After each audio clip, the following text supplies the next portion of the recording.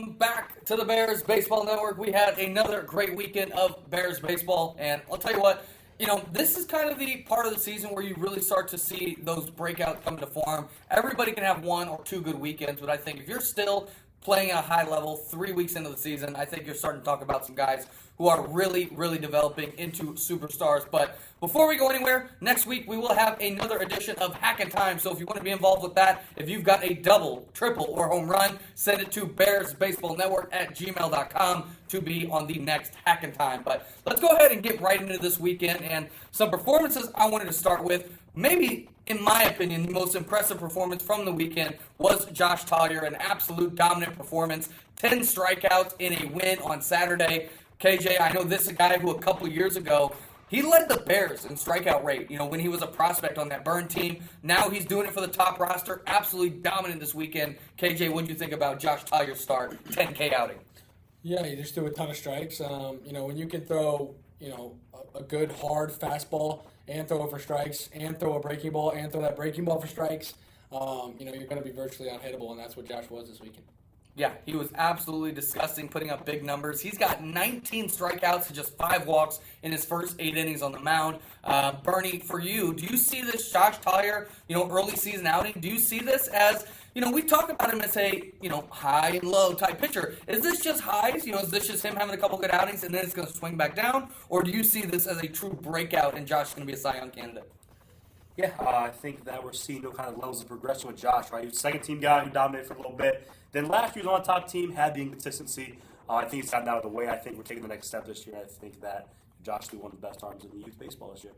Yeah, moving on to the hitting side for the same team here, 13U Floyd, Diego Buccio with his first home run of the season, an absolute bomb. KJ, this is a guy who, I think probably would have had another home run this season if you were on a different field. He had a bomb, 2 weekends ago. But this guy, one of the best power hitters in the Bears. Obviously. But coming out, hitting a bomb this weekend. And it wasn't just the homer. This guy hit well all weekend. And OPS over 1,500 for the weekend. And KJ, I think Diego has kind of gotten a little bit better every single weekend. His numbers on the season look really, really good. And it looks like Diego's in MVP form right now. What do you think about that home run, KJ? And where do you see Diego at right now early in April? Yeah, I think Diego is the definition of a free swinger. If you saw the home run, it's a pitch, up at his eyes, and he finds a way to hit it hard. And, he goes up there with the approach, just, swing hard, keep his head down, and hit the ball as hard as he can. And that's what he's been doing all year. Everything he hits is hard. Whether it's on the ground in the air, everything he hits is hard. Every single swing is hard. And so he's been the perfect Bear hitter. Another guy who homered this weekend was Joey Burgess for 14U Floyd. Bernie, this is our number one prospect. This is a guy who's probably the most hyped player coming into this season. He hasn't gotten off to a bad start by any means, but he's definitely just been more solid than he's been electric. But I think a home run this weekend, Bernie, is probably, to me at least, the start of the real breakout. Thought it was nice to see. Joey strikes me as one of those players where that one swing could just get him on a tear. So I'm interested to see what happens here, Bernie. But what did you think about Joey Burgess' homer this weekend? And what have you thought for his early season here? He's just been solid, but what do you see for Joey Burgess going forward? Yeah, like you said, this is the worst Joey we're going to see the first couple weeks. I think he's in a very good spot. I think even at his worst first couple weeks, he was still probably top 5 or 6 hitter on this team. And I completely agree. I think that home run kickstart something here. And I think that, preseason we said Joey could be an MVP candidate. I think that this home run kind of kickstarts, maybe that campaign the rest of the season. Yeah, KJ, Joey Burgess, opposite field to cap it all off here. It was a hard hit ball that cleared the fence by 20, 30 feet. This is a guy I know you expect high things from, KJ, and I think early this season, I think the big thing that's been missing has been that power for him to get this home run on the board. KJ, what do you think about Joey Burgess here in the early season?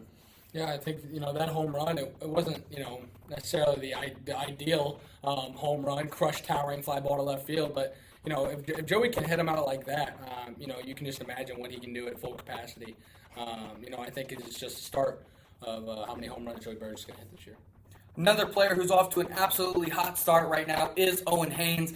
Maybe not the home run power yet, but definitely the doubles power. This guy is doing it on both sides of the ball. On the mound, was absolutely dominant this weekend as well. Bernie, this is a guy who I think is really starting to get definitely Rookie of the Year hype, but I think he's starting to get some MVP hype as well. I mean, he's been really dominant on every side of the ball, including on defense. I think Owen Haynes, he looks, at least right now, to be the best player on this 11U Floyd team. What have you thought about his early season breakout, Bernie, and do you see this continuing for Owen Haynes? Yeah, last fall when we joined the Bears, I used to bet around 500 average-wise, but maybe the power wasn't all the way there. He's had a very good start, in the terms of the power department as well. Even his pitching. I think everyone's kind of seen Owen as a guy who, could walk 4 guys and strike out 8 guys in one game. This week I actually had to watch him pitch. He was very good. He walked 0 guys. I think struck out 5 and 4 to third. Going for 0 walks and going 4 and thirds into 11 games is very impressive in its own right. But this kid throws hard. He can throw a couple different pitches for strikes, and I think that there's an argument to be made that he's the best pitcher on this team.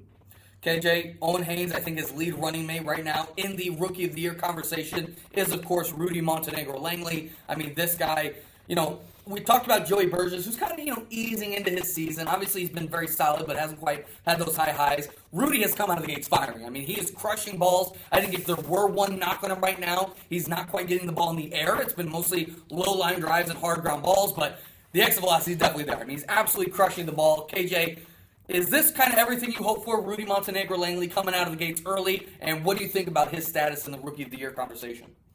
Yeah, I think Rudy's been everything you could expect out of him. He's still very raw, yes, but just the strength he has. How hard he hits the ball.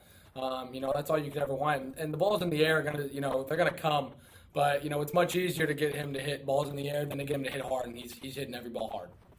2 other guys, Bernie, that were absolutely dominant this weekend on the mound. These 2 guys combined for 16 strikeouts and just 4 walks. 13U Floyd's Caden Inman and 14U Floyd's Evan Lancaster. Both these 2 were really, really good. I think they're kind of 2 different sides of the coin as well. I think that those low walks you kind of expect from Caden, the high Ks you kind of expect from Evan, and they were both able to do both this weekend. So thought it was really impressive. I'm pretty sure they were identical as well. I think they both had 8 Ks, 2 walks. So between these 2, Bernie, I think have been very, very impressive here early on. Which to you has been the more impressive start? Or maybe not even more impressive, but the more surprising start for you, Bernie? Has it been Caden Inman's early season dominance, or has it been Evan Lancaster? Between these 2, what are your thoughts? Yeah, to me, Evan, I know you kind of said he could be the high walk guy. To me, Evan's really not. I mean, Evan's the guy who's going to strike out guys and not walk guys. He is literally the ace. He might be the best pitcher in our youth, out of all of our youth teams. So, with that being said, I'll go with Caden Inman as my most surprising guy. I think that he was kind of thrown into the ace role with 13U Floyd unexpectedly to start the season, and he's flourishing in that. He gives this team a chance to win every time he pitches. And like you said, it's no longer just Caden at those strikes. It's Caden to go out there and get 1 walk, 7 or 8 Ks, and really dominate the game. KJ, another guy who's been absolutely dealing on the mound is Mason Geddes. Between last fall and this spring, he's thrown 29 innings. He has 44 strikeouts to just 9 walks. I mean, when you talk about a guy, KJ, who can not only throw strikes, but do it with multiple pitches and get a lot of strikeouts, I mean, this is the guy who's been the complete package so far. To me, I think he's the early season favorite to be the Cy Young Award. But what do you think about this stretch here from Mason Geddes? Can he sustain it, KJ, do you think? Or what have been your thoughts so far on this Mason Geddes kind of development? Yeah, I think, the key for him is sustaining those low walk rates. I always think the K's are going to be there for him. He's got such a good stuff. He can throw hard, can throw a good breaking ball. So, if he keeps the walks down, and it's a pretty, decent-sized sample, the amount he's gone with this good of stats. So, I don't know if I'm to say that he can't keep this up because it's been such a, good sample size, but we'll have to see. Yeah, he's been absolutely dominant so far. I do want to touch on some more of our prospects, Bernie, starting with a guy who got called up this weekend, a guy we actually talked about, I believe, a couple shows ago when I said, kind of my bold statements, was Maxim Baratko. He got called up to the top team, had a very good weekend, 4 for 6 at the plate with a double, played some really good defense as well. Bernie, do you see Maxim kind of sticking around this 14 Floyd team? Were you maybe surprised with how quickly he was able to produce? What are your thoughts about Maxim Baratko here his first weekend with 14 Floyd? Yeah, I think that if you talk to, majority of different guys around 14U, Maxim's known as more of an offensive infielder. I think everyone, respects him with the bat, right? They know he's going to hit. But from talking to some of the 14 guys, talking to Robbie, this guy played very good defense when he was at third or second base this weekend. I think that I don't think he's going to start lineup yet necessarily, but I think he's going to at least stick around the roster, and that'll give him, some shots to get in the starting lineup at some point. Yeah, obviously we've got Mason Geddes at short and Evan Lancaster at third, but obviously those two have been the two big pitchers. So we needed somebody who could play third when those two guys are pitching. And I'll tell you what, Max have made some plays this weekend that I don't think anybody else makes besides Evan Lancaster. So yeah, it was really impressive to see. KJ, a couple more guys who I think I've got off to really good starts. Haven't quite. Well, I guess one of these guys has spent a little bit of time with the top team, but these two guys, both with the second team this weekend, that's Josh Kinsey and Gio Palucci. Both were really, really solid this weekend. Both, I think, kind of on the opposite sides of the spectrum. Gio more on the verge to join that 13 Floyd team. Josh may be kind of starting his prospect journey, but I think both these guys off to encouraging starts. What are your thoughts with Gio and Josh Kinsey so far? Yeah, I think, they're both in the same boat in the regard. I think the thing holding both of them back is, I think they're both afraid to strike out a little bit, and they don't swing 100% every time. Now, I will say, Gio Palucci has proved he can play very well at the top level. When Gio's at his best, he is a middle-of-the-order player on the top team. But, he can get in these spurts, man, where he looks timid to strike out, and he'll shorten up, try to put a ball play, hit a weak ground ball. And I think for Josh Kinsey, we're still, getting him to be able to swing 100%. I think, the tough thing is these guys have been told in past clubs and, by the older generation of baseball that, striking out's so bad. And sometimes, you see these guys shorten up, swing 50%, try to dink a little ball and play for a ground ball. And, I think we're still working on getting Josh away from that and, still working on getting more consistent with Gio. The last performance I want to talk about from this weekend, maybe even saving the best for last, was Logan Payne. Logan Payne had 10 hits this weekend, KJ, in 4 games.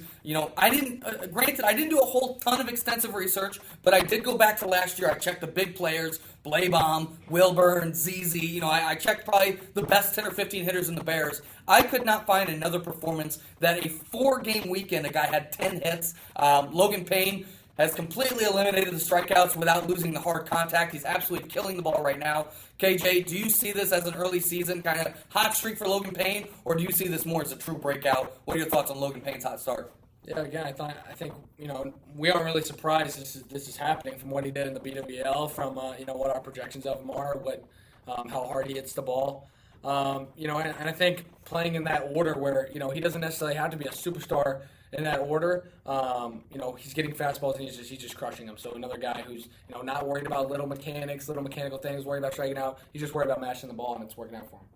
Yeah, so many good performances this weekend. Did not have near enough time to get to all of them today. If you want to check out, BBN After Dark came out yesterday, and me and Bernie went into maybe a little bit more detail than we're able to go to on this show. So be sure to check that out. But that's going to do it for this episode of the Bears Baseball Network, and we'll talk to you all next week.